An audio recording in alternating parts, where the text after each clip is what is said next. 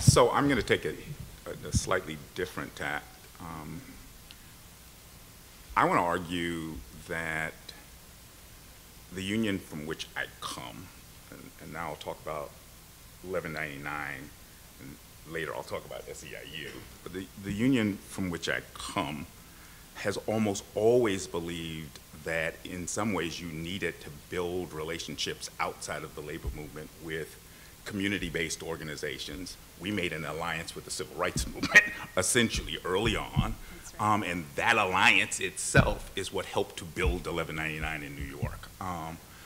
I would argue that that kind of notion about how to build unions it has long roots in the struggle of workers of color to organize themselves, right? So whether you're talking about Randolph or Leon Davis and the rest of them, to the extent to which workers of color have tried to come together to think about how to organize themselves in a workplace, they've almost always tried to figure out how to bring in community as a support for that. I would say a whole lot of how I think about the world and how to organize in it comes out of that root. I would say that if you look at some of the most important struggles that we've had up till now inside of SEIU, not 1199, but SEIU, of which 1199 is a part, whether it is the Justice for Janitors campaign or the campaign to organize home care workers, all of those struggles themselves involve some broader way to think about alliances between what's workers themselves in a certain unit with community groups outside in order to, in some ways, build power.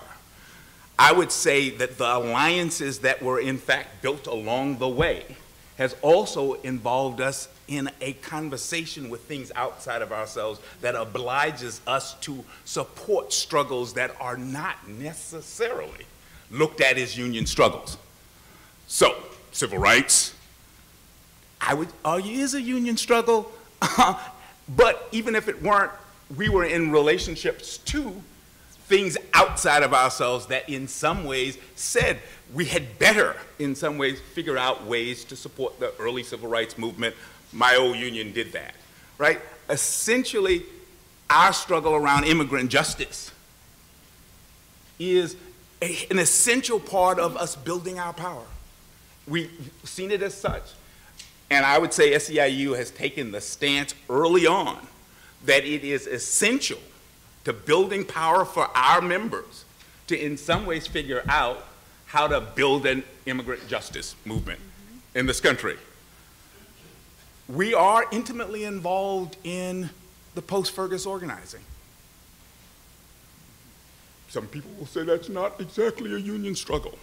Some would say that that struggle has in fact engaged the union in a fight with itself because the policemen's union, blah, blah, blah. Well, truth of the matter is SEIU takes the position Black lives do matter. That we do have to organize a real kind of conversation about the way in which policing happens in our thing.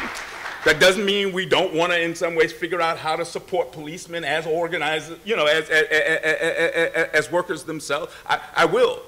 But we will not suffer the kind of relationship that now exists between our community and the police department.